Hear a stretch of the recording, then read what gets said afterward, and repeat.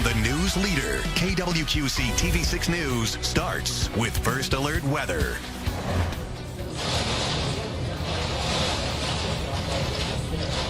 Now at 11, cleanup continues after destructive storms tore through the state of Iowa last night. This is video out of Sioux Center, Iowa, in the northwest part of the state. We're also tracking some damage here at home, and we'll take a look at some of that damage done locally coming up. And it is a first alert day. The storms have rolled through this morning, and now the focus is on a heat advisory to the south of the Quad Cities. This includes Galesburg, Mount Pleasant, and Burlington, where we could have heat index upwards of 100 degrees or warmer. We are tracking a big cool down here as we head into tomorrow and the rest of the week. We'll, of course, talk more about that here in just a few minutes. Thank you for joining us for Quad Cities Today at 11. I'm meteorologist Kyle Keel, along with meteorologist Kyle Dickens. Kyle, we really were tracking those storms from the time they developed last night through the time that they rolled through and pretty much kind of weekend right over the Quad Cities. Yeah, and we knew that that was going to happen, but what we can always expect is anytime we get these hot days like what we saw, sometimes those storms could last a little bit longer. That's exactly what happened. Yeah, but what did happen too is that there was all this dry air and really an environment working against that system. And you can see here, this is all the damage reports that we had. We had lots of reports of wind. In fact, we'll kind of look here what we had in the Quad Cities. We did have a lot of damage reported, and so that was 60-mile-an-hour winds reported there at a site. I believe that was at the airport in Moline, and you can see 59 at the Davenport airport there. So, but once it moved past into the Illinois side, it really died out. Up to the north here, look at this. 65-mile-an-hour winds were reported. You get to Cedar Rapids, same deal. There were some 70-mile-an-hour winds reported up into east central Iowa, and then much stronger winds out to the west. We saw that video there. We are watching a little complex to the northwest. It's crossing the I-35 corridor at this time. It is weakening. We expect it to weaken.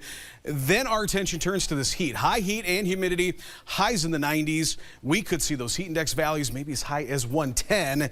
Yeah, it's going to be a pretty hot one. 82 right now in Davenport, Iowa City, and Burlington, all at the same temperature, but feel like temperature about 87. We're going to get hot today. Triple-digit heat index values. We're tracking that, and some more storms are on the way. We'll detail that coming up in your full First Alert forecast. And with those 60-mile-per-hour winds that rolled through, there are still some Quad Cityans without power. As of last check, Mid-American Energy has a little more than 550 customers in the Quad Cities area without power. Most of those on the Illinois side. At one point, that was almost to 5,000.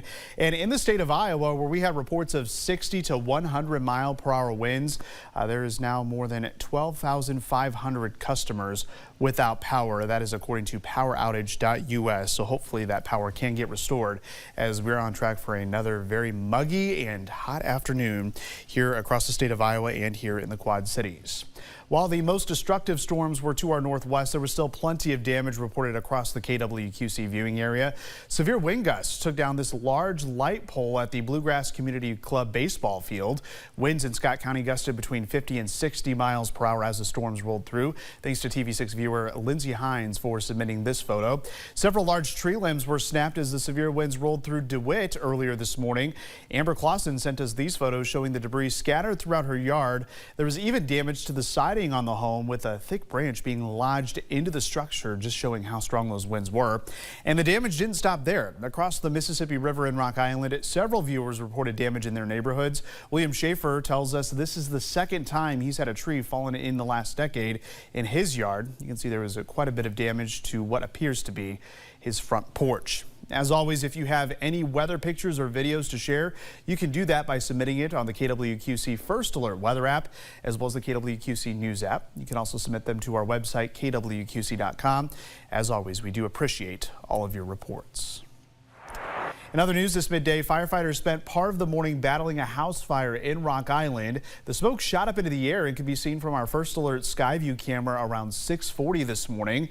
When our crew arrived about 10 minutes later, the front of the home was charred, and you could see smoke smoldering as the firefighters continued to put out the fire. Our chief photographer says he saw at least 3 dead dogs being pulled from the home. The cause of the fire is still under investigation. Stay with KWQC for further updates on air and online. Continuing coverage this midday, we are learning more about a person that was stabbed and killed Sunday night in Davenport. It was on the 200 block of East 37th Street, not far from North Park Mall. Davenport police say they responded just after 8:15 Sunday night. Police say when they arrived, they found a man who was stabbed. He was taken to a local hospital where he later died. Police have identified the man as 54-year-old Joseph Padilla.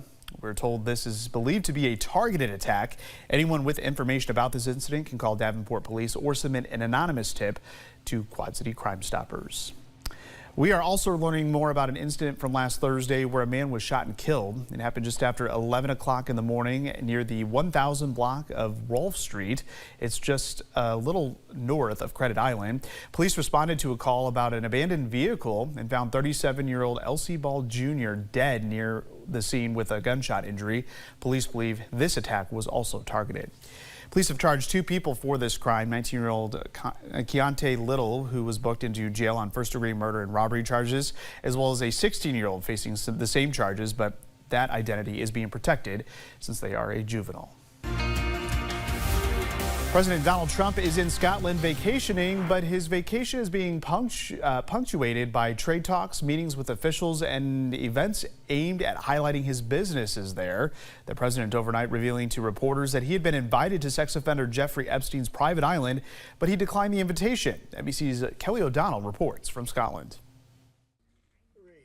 The president mixing the political and the personal on his trip, touting his diplomatic meetings at a visit to one of his family-owned Scotland golf courses. We put out fires all over the world. We stopped about 5 wars, so that's much more important than playing golf, as much as I like it. Far from home, but trailed by a controversy, as the tangled drama around the infamous sex offender Jeffrey Epstein followed the president to Scotland, telling reporters he had been invited to Epstein's private island.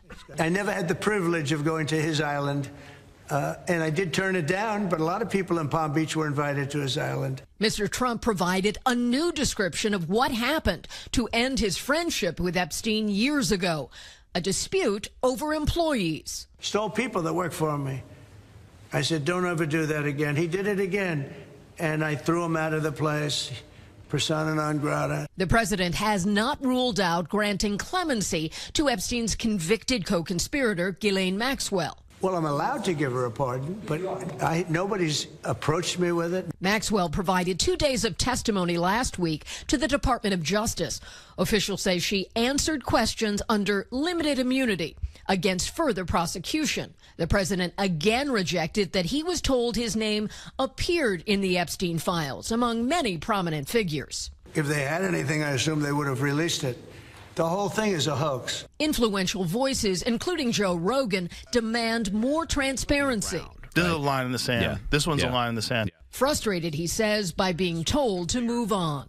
And when you have this one hardcore line in the sand that everybody's been talking about forever, and then they're trying to gaslight you on that. Coming up on Quad Cities today at 11, humanitarian aid is needed in Gaza as starvation continues. The latest in the war overseas next.